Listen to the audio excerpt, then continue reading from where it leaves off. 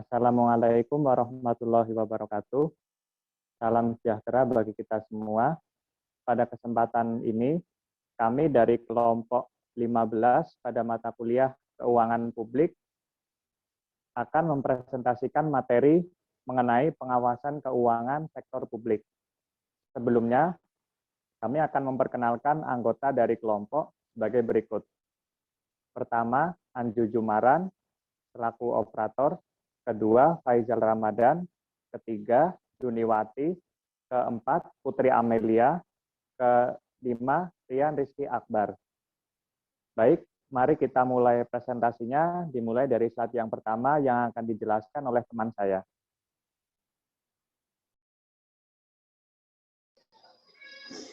Baiklah, di sini saya akan menjelaskan materi tentang pengawasan keuangan sektor publik, yaitu ada pendahuluan. Yang pertama adalah latar belakangnya. Pengawasan merupakan salah satu fungsi manajemen. Pengawasan adalah suatu upaya yang sistematik untuk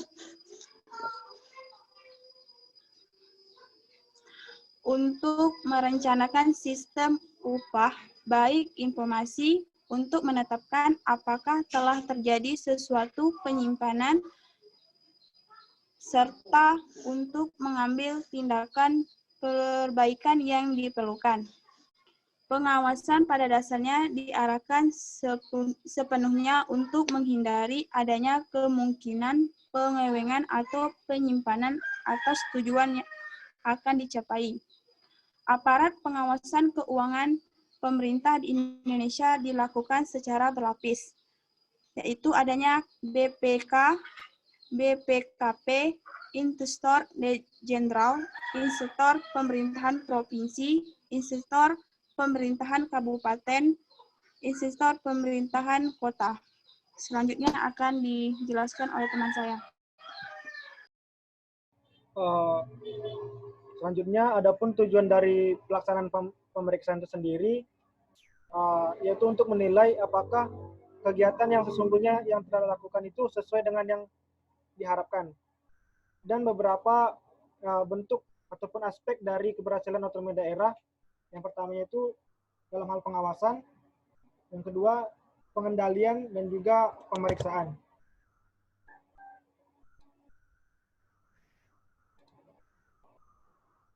Nah, pengawasan sendiri dilakukan baik secara langsung maupun tidak langsung, serta secara preventif dan juga represif.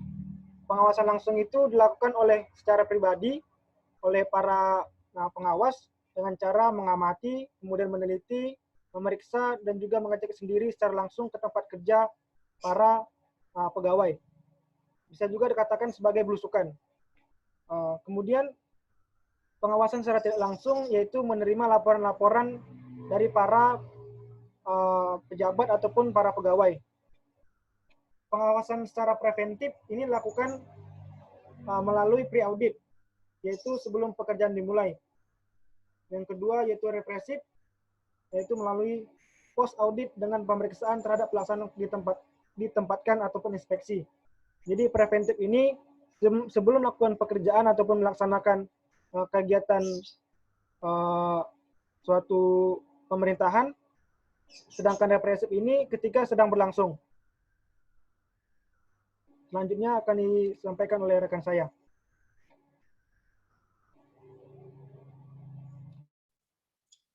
Pembahasan. Pengawasan dilakukan dengan meneliti dan mengevaluasi dokumen-dokumen surat pertanggungjawaban atau SPJ. Pengawasan ini dilaksanakan setelah suatu tindakan dilakukan dengan membandingkan apa yang telah terjadi dengan apa yang seharusnya terjadi. Teknik pengawasannya yaitu pengawasan langsung dan pengawasan tidak langsung. Pengawasan langsung dapat berupa kegiatan turun langsung ke lapangan atau inspeksi. Pengawasan tidak langsung yaitu dengan mengkaji hasil laporan yang diberikan oleh pihak yang melakukan pemeriksaan maupun audit. Contohnya di sini, pengawasan langsung itu melakukan observasi di tempat yang dilakukan oleh atasan dan juga laporan di tempat yang disampaikan oleh bawahan secara langsung.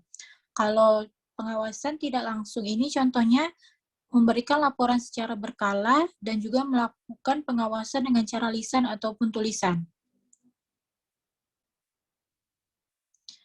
Pengawasan preventif adalah pengawasan yang menekankan kepada pencegahan jangan ada kesalahan di kemudian hari yang dilakukan sebelum tindakan dalam pelaksanaan kegiatan itu dilakukan.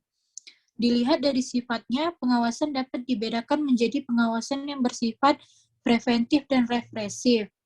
Pengawasan represif adalah usaha memperbaiki kesalahan yang telah terjadi sehingga kesalahan yang sama tidak terulang di kemudian harinya serta yang dilakukan itu telah mengikuti kebijakan dan ketentuan yang telah ditetapkan. Contohnya, represif yaitu himbauan sadar kebersihan, bimbingan seorang guru BK, polisi yang memberikan surat tilang bagi pengendara yang melanggar peraturan. Jika preventif, contohnya memperhatikan pola makan untuk menjaga kesehatan tubuh, membuang sampah pada tempatnya, dan rajin melakukan gotong royong. Selanjutnya akan disampaikan oleh rekan saya. Oke, selanjutnya ke pembahasan Badan Pemeriksa Keuangan atau BPK merupakan badan yang bertugas mengawasi dan memeriksa keuangan negara yang terlepas dari eksekutif. Selain itu, pengawasan yang dilakukan oleh DPRD juga merupakan pengawasan ekstern, karena DPRD merupakan lembaga di luar eksekutif yang diposisikan sebagai mitra kerja kepala daerah. Pengawasan merupakan tahap integral dengan keseluruh tahap pada penyusunan dan pelaporan PKAPB. Pengawasan diperlukan pada setiap tahap, bukan hanya pada tahap evaluasi saja. Jadi pengawasan ini dilakukan oleh pimpinan dimulai pada saat proses penyusunan, pengesahan, pelaksanaan, dan pertanggungjawaban APBD. Tujuan pengawasan ini dijalankan agar nomor satu, agar anggaran yang disusun benar-benar dijalankan. Yang kedua, menjaga agar pelaksanaan APBD sesuai dengan anggaran yang digariskan. Yang ketiga, menjaga agar pelaksanaan APBD benar-benar dapat dipertanggungjawabkan. Oke, selanjutnya dijelaskan oleh rekan saya.